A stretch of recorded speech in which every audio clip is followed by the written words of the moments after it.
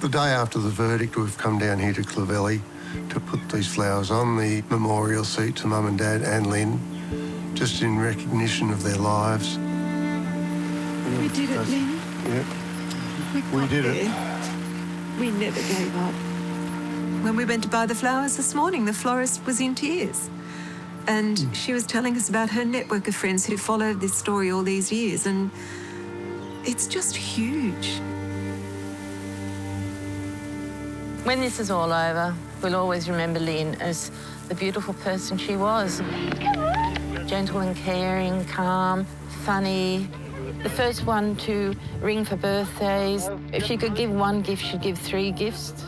She's just so generous. We've invited Kane, John. We thought you'd like to come. She was like the centre of things happening in the family. Margaret suggested we go out to dinner. We've always, over 40 years, remembered Lynne with such love. But there was one time that I still get into trouble about from Chris. I was coming off duty nursing. Everyone has a theory about what happened to Lyn Dawson. She was a nurse, a loving mother and a loving family person. I thought Paul the eldest was going to propose it too. Oh, let. People are connected to it because they were just such a normal suburban family, and then suddenly it all went wrong. An older man, a very attractive man, a young schoolgirl, an infatuation, a wife, and the possibility that she was murdered to make way for that relationship to flourish. I think that's what I would call the eternal triangle, and that's why it captured the public imagination. One of the country's most high-profile trials is underway. It was one of the most anticipated murder trials in recent years. The Teacher's Pet podcast really catapulted it into the public consciousness. Are you happy that finally it's underway now? Yes. Yep. Very happy. I was very nervous, of course, but at last we were there. The decision of the judge is to finish for us. There's nothing else we can do.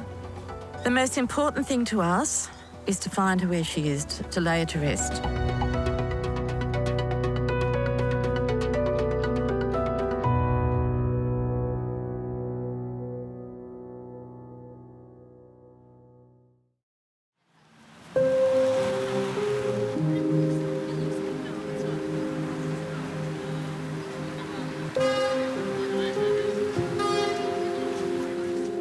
If you have someone missing, of course it's always there.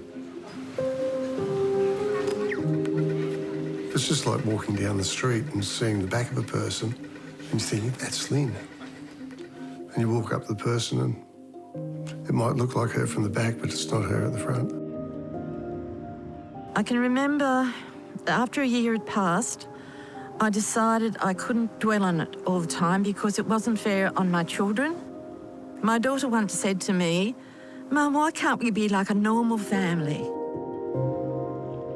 Our whole family has lived with this trauma for 40 years.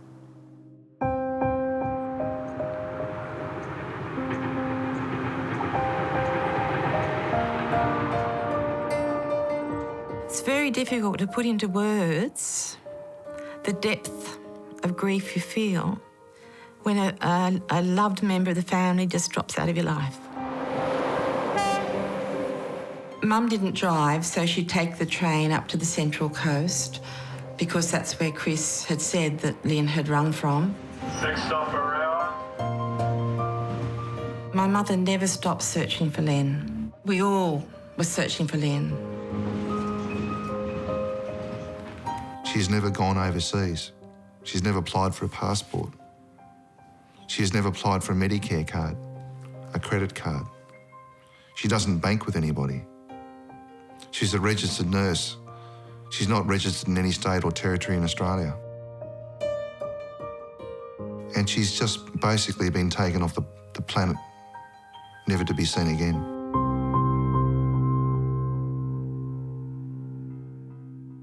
Lynne and Chris both went to Sydney Girls and Sydney Boys High, and that's where they met. They were both prefects in their final year. They were a good-looking couple. They used to dress beautifully. He didn't drink, he didn't smoke, he was very physically fit, and he always looked good.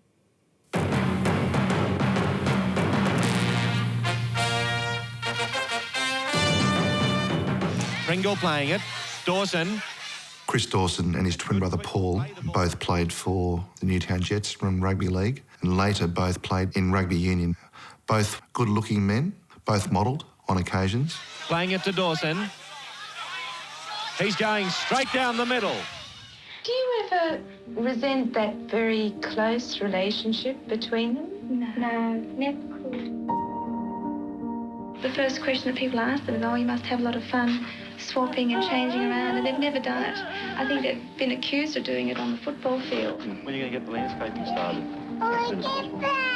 Somebody a couple of years ago said, what is it like sharing a husband? And to me, it was just seemed so silly because I hadn't put any thought of it, and you just join in. Happy birthday, boys. May you have many happy birthdays. We were aware during the year 1981 that things didn't seem to be quite right. Happy birthday. The third time today. Who's everybody? I just thought, oh, it was a bit of a rough patch and things would sort themselves out. None of us knew how bad things were. I think Lynne covered up many of the problems. I think she had this image that wonderful children, a happy family, and I just think that she just couldn't face the fact that perhaps this image wasn't the real thing. Yeah, he's doing something. Julie's sorting she's still at the central coast. How is she going? Lyn Dawson and I worked together at Warrigal Children's Centre in the occasional care. She lives not very far from you, isn't she? She was the nurse and I was her childcare worker. Yeah. Really well. She's a lovely girl. Yeah, she was a lovely girl. Her workmates were her main friends and the people she spoke to, so we were very close to her. Well, they were having marriage difficulties. I mean, she used to talk to me about it because my office was the staff room, as you girls know. Lynne kept her marriage problems close to her chest, I suppose. She didn't give specifics. Lynne did tell me that Chris was looking after one of his students. She had home problems and that Chris wanted to move her in to their place because she had nowhere else to go. I remember saying to Lynne, if you're having marriage difficulties, I don't think it's a good idea to bring a young student into your home. Try to keep your legs straight. She was a student at Chris Dawson's high school. I think all the muscles I'm going to build for you for summer. And the girls chasing you along the beach. Through that, they formed a relationship. She babysat for the Dawson family. We all knew that Chris was having an affair and she just said nothing. You know, Chris, always my Chris, I trust my Chris all the time. Before Christmas Day, Lynne had gone home and found the note on the bed. And he said, don't paint too dark a picture of me to the girls. Chris left to go to Queensland unexpectedly. I knew he'd left, but I didn't know he'd left with the babysitter.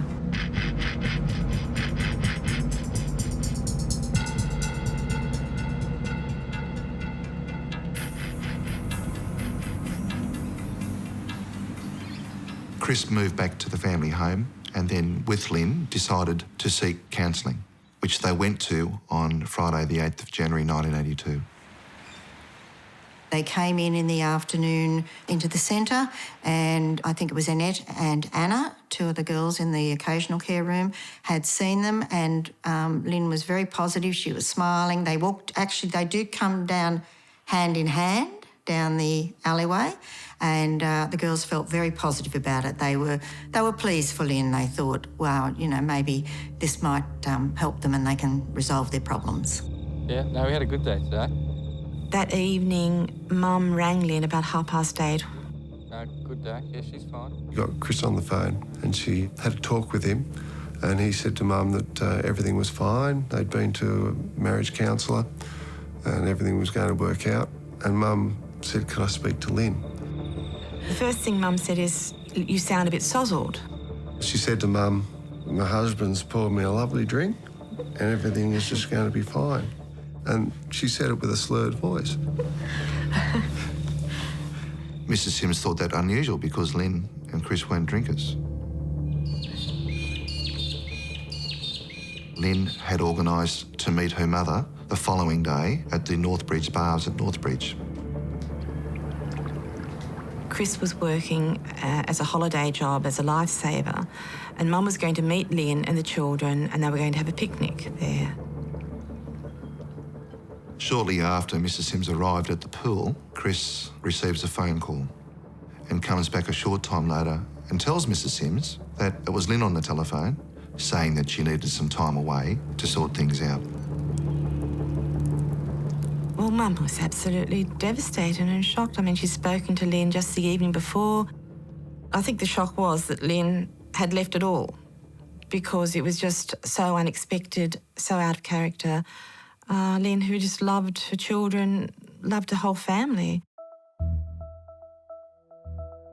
Just the day before, I had seen her walking hand in hand with him, and she was looking forward to a positive outcome from seeing the marriage guidance counsellor. And then the next day she went missing. Yeah, I can't remember her name. What's this one's name? And I remember thinking, no way. There's no way she would ever have left her daughters. She just loved them dearly. I think she might want to go to school today. She was looking forward to seeing her daughter start school. It was a big event in her life. Black shoes? Yeah? And what mother would ever leave their daughter on the first day of school? You would never, ever do that.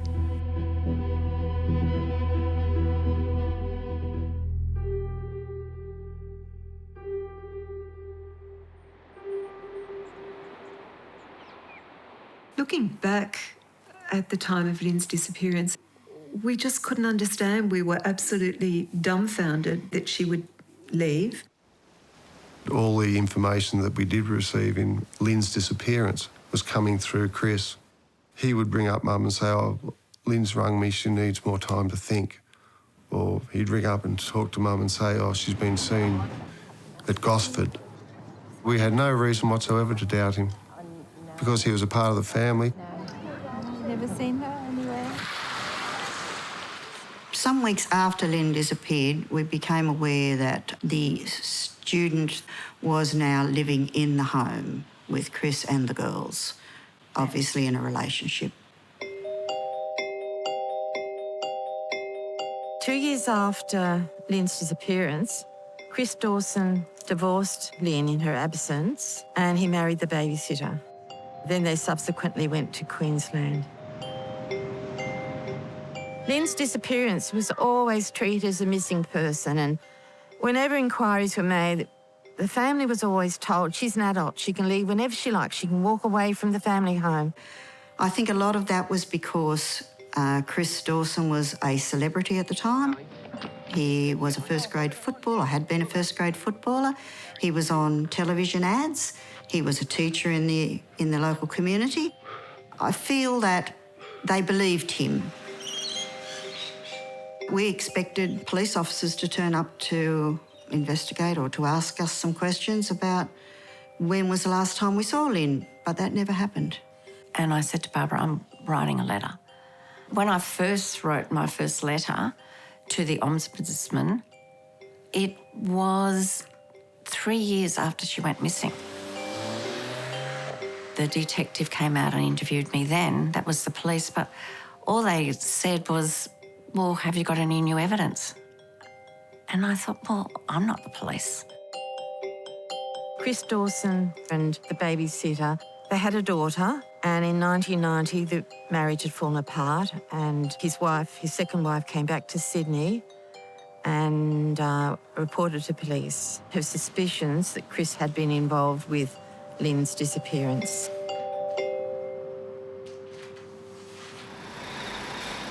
I believe the police took Lynne's disappearance more seriously after that. This is a record of interview between Detective Sergeant Paul Mager and Christopher Michael Dawson. In 1991, police interviewed Chris Dawson about the disappearance of Lynette on the back of an interview with his second wife, JC. He denied having anything to do with his wife's disappearance. The whole These allegations is to slew my character with an upcoming custard battle, which is an extremely nasty bitter. He also doesn't know that I know the way Crowley and the home out had before, there's no contact from him. There were two inquests into Lynette Dawson's disappearance, one in 2001 and one in 2003. Both coroners referred the matter to the DPP, saying that charges should be considered for her murder. The DPP on both occasions declined to lay charges, saying that there was not enough evidence. It was like, how much more do we have to, how much more evidence do we have to, and do we have to go through? How much more pain do we have to go through? We're at a pool area of these premises where we intend this morning to dig with the possibility of a body being buried in this area. The Dawson case was characterised by lots of stops and starts and kind of bursts in activity and investigation.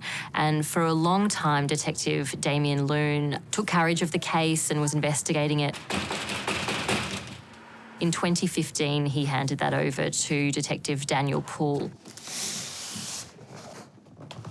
They went through everything, you know, sort of like passport not being used, bank accounts not being used, Lyn's glasses. You know, she never went back to get her contact lenses. We were on the verge of just saying, look, we've been looking for answers for Lynn for so many years. Maybe we should just let it lie now. And Headley came forward and saw my sister Pat, and he convinced us to, he wanted to do a podcast, and I actually said to my daughter, what's a podcast? I was riveted by Lyn Dawson's story in 2001. The story was stunningly sad. It was tragic. I think you have to get a bit obsessed with a story as a journalist to really do it justice. And I really hoped that the DPP would reconsider its earlier decision to not prosecute. I decided that it might be possible to find evidence, information, witnesses who hadn't talked before. Few people know more about the case than journalist Headley Thomas of the Australian newspaper. He's documented nearly a year of exhaustive investigation in his hit podcast, The Teacher's Pet. The reason why she left him. Headley having the podcast was massive for us because it opened up a whole avenue of people who came forward as witnesses. She contacted police for the first time within several years of Lynn going missing. The podcast gave us all hope, and it really pushed the whole story out there, and everyone was talking about it, and people were finally taking notice of her story. We're very grateful for the work the police have done, and we're very grateful for Headley and the podcast. That was very powerful. And after that, we felt as if something might happen. The former husband of missing Sydney woman Lyn Dawson was today arrested at his Gold Coast home. I know I jumped in the air when I heard that he'd been arrested because this is what we'd aimed for, you know, all those years. By Christmas 2018, Chris Dawson had been charged with murder. And he's always maintained his innocence. But the journey for all of us from the arrest through to the trial was really long and arduous because the defence did everything they could to appeal against going to court. His legal team swung into action trying to have the case stayed. They argued that there was no way he could get a fair trial. They said witnesses would have listened to the Teacher's Pet podcast. What he's done, in my understanding, has been to impact upon the reliability of witnesses. They started out with the Supreme Court. They took it up to higher courts. It ended up in the High Court. In the end, it did get to trial. But in her judgment, Justice Fullerton spoke about the potential for podcasts about true crime like this to undermine legal processes. The trial was delayed, and in the end, Chris Dawson faced a judge-alone trial because it would be very hard to find a jury that would not have heard of this podcast or the media storm surrounding this particular case. I'm looking forward to justice being served and the truth coming out in the next few weeks. So I just want the truth to come out. Tonight, on trial for murder, a court hears that former teacher Chris Dawson wanted his wife dead so he could have a relationship with a schoolgirl.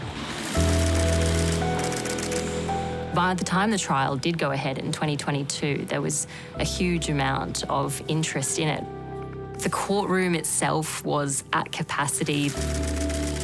I'd seen him on TV a few times, but it was sort of strange sitting in court and looking straight across at him. Yeah, so I tried to actually move my gaze a little bit. Chris Dawson's case was quite a difficult one. There wasn't any direct evidence of murder, no body, circumstantial case. A case of this kind, I think, is relatively rare, but they do go to trial. The Crown case, in a nutshell, was that Chris Dawson, on or around the 9th of January in 1982, murdered Lynette Dawson in order to pursue a relationship with the family babysitter known as JC. He was infatuated with her, the prosecutor said. He repeatedly asked her to marry him. The defence case was that he had no motive to kill his wife. Although he cheated on her and took up with a new girlfriend, that didn't make him a murderer. And there was no actual proof that she had been even murdered, that she was dead. At the start of the trial, Lyn Dawson's family and friends painted a picture of a marriage that might be going wrong, that it was teetering, that the couple were arguing.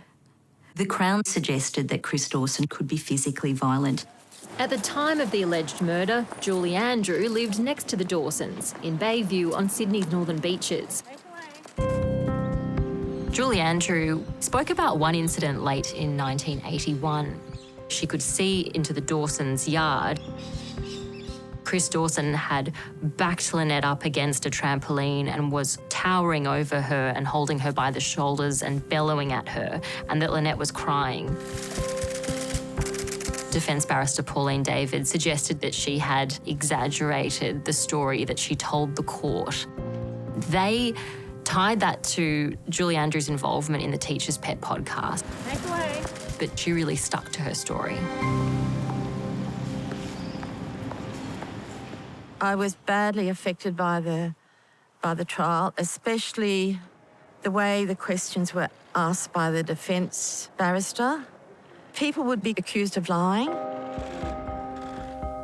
Annette Leary's evidence in the trial was really distressing. The day before Lynne disappeared, she came back from marriage counselling, and apparently she had marks around her throat. And when Annette questioned her what it was, she explains that in the lift going up to counselling, that Chris had put his hands around her neck. It was brutal in respect of all this information coming out and trying to take it all in. It was quite emotional. In their cross-examination of Annette Leary, the defence really went hard, and they also intimated that her memories were coloured by those of others involved in the Teacher's Pet podcast. This idea of the podcast being really problematic for the recollections of witnesses was a strong thread through the trial. It's been a day of explosive testimony at the Chris Dawson murder trial as the babysitter who became his new wife took the stand. The Dawsons' former babysitter, JC, wasn't in the podcast and had never really spoken publicly about their relationship. JC characterises her relationship with Chris Dawson as one that was essentially subject to a huge power imbalance. She said that often after biology, she would come back to her bag to find a note from him. He was her date to the high school prom. JC painted a picture of a teacher who was obsessed with her, infatuated with her, and she didn't know what to do. After she finished Year 12 in the new year of 1982, she went up the coast with friends and she wanted to end the relationship with Chris Dawson. But his response was to drive up the coast and collect her and move her into the family home. And this was just a couple of days after Lynne had disappeared. JC gave evidence that he was controlling, that he told her what to wear, what to do. Were you trying to destroy Chris Dawson? The defence case was that she made up a lot of that evidence because when her marriage with Chris Dawson broke up, there was a bitter custody dispute. But JC was a really compelling witness who spoke with a lot of conviction, and she didn't make things easy for the defence. Chris Dawson's murder trial has heard claims his wife Lynette was alive and well 2 years after she was reported missing. A big part of the defence case rested on alleged sightings. This included things like neighbours seeing Lynette standing at a bus stop or working in a hospital or standing at a fruit market. For the defence, it was very important that these proof of life sightings were established because throughout the trial, the court heard that the only person who ever claimed to have heard from Lynette since she disappeared in 1982 was her husband. That fact hung over the trial because you would imagine if she'd contacted Chris Dawson, she would have contacted someone else in her family, and the Crown pointed that out often. The marathon murder trial for former Sydney teacher Chris Dawson has finally come to an end. The judge will now consider his verdict. So 20 years ago since we sat here and spoke about Oh him. my God, where has it gone? I have to be honest, I didn't actually ever think it would get to this point. Nor did I. Judgment Day tomorrow, and I'm very excited about going. This is the finale. This will be the end of a long, long road. So are you going? I'm going. And my families, my children who have been listening to me rave on about this for years. The whole of their lives. Yes. I am going, I'm going to be there. I doesn't know, but matter it's what. going to be Yes. very crowded, so I don't know how we're all going to fit in. Did you ever imagine you'd be in this position today, Mr. Dawson? Accused killer Chris Dawson will finally learn his fate today. Chris, are you feeling nervous this morning? He arrived to a huge media scrum. He was flanked by his closest family and friends. Do you think he'll walk out a free man today? We knew there'd be a lot of press, but we certainly weren't prepared for the barrage trying to get into court there. That was just overwhelming. Even though I've been retired for 10 years, I cannot help but listen in to or watch recordings of judgments in important cases, and this was an important case. Silence, who's there? The Queen and Christopher Michael Dawson for judgment. Because it was a judge-alone trial, it was necessary for the judge to go through virtually every witness. I want now to deal with Mr. Dawson's telephone calls with Lynette Dawson. He had to go through every proposition advanced, both by the Crown and the defence. I'm unable to accept that the version of events at the Northbridge Baths suggesting Mr. Dawson received an STD call from Lynette Dawson on the afternoon of 9 January 1982 could reasonably be true. It was a pretty damning start. The judge found that Chris Dawson had told lies about his wife contacting him after her disappearance. And then the next part. I am reinforced in that conclusion as well by reason of other circumstantial evidence that leads me to conclude that Lynette Dawson did not leave her home voluntarily. At that point of time, I think there wasn't much left of hope for the defendant. However, then people would have heard the judge say, but none of that means that Chris Dawson is guilty of murder. At that stage, they may have thought the judge was going in a different direction. What I propose to do is to take half an hour for lunch. I must say I was surprised that when lunchtime arrived, the judge announced that he was only halfway through his decision. It has been an absolute marathon sitting day in court. Who can describe it? Ups and downs from Judge Harrison with his summation. 1 minute you've got your hopes up and the next minute, no, it's not going to happen. The first half, I thought, oh yeah, we're going really well. And then after the half an hour break, we went down again and I thought, oh no. After the break, there were a lot of aspects of the evidence that the judge rejected. The arguments that Chris Dawson had engaged in physical violence against his wife was thrown out the window. A lot of the Crown propositions that were central to the motive argument were thrown out the window. The judge was really trying to hone the case down to its simplest basis. One, that Chris Dawson told lies after her disappearance, which in his mind were lies told from a consciousness of guilt. And secondly, he was possessively infatuated with the young girl. I'm satisfied that the prospect that he would lose your so distressed, frustrated, and ultimately overwhelmed him that, tortured by her absence up north, Mr. Dawson resolved to kill his wife. Christopher Michael Dawson, on the charge that you did murder Lynette Dawson, I find you guilty. You may sit down. We were just stunned. It just happened so quickly that the judge announced he was guilty. Mr. Dawson, it will be necessary for you to be taken into custody. The handcuffs going on, the judge saying, Mr. Dawson, you have to go now. Wow, yeah. Breaking news now, and a judge has found a former teacher guilty of killing his wife in 1982. Guys, if you want to just come down the steps, maybe. First step, Right at the end, after 5.5 hours, it was just amazing. I think we're all in a bit of shock. It was really hard, right to the very end, to even know which way it was going to go. I would think that the verdict did clearly bring comfort to the family, but it is a tragic situation, whether it be Lynne's family or whether it be Chris Dawson's family. It's a tragedy. I thought, well, holy cow, he's had 40 years alive. He's been found guilty of murdering my sister. Why couldn't he just walk away? We'd still have a sister.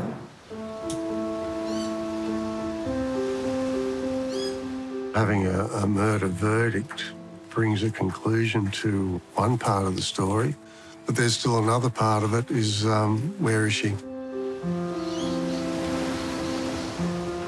Clavelli is part of the Sims family. This is all the kids brought up. So if we ever find Lynne, I believe that she deserves to have her ashes scattered off here at Clavelli with Mum and Dad.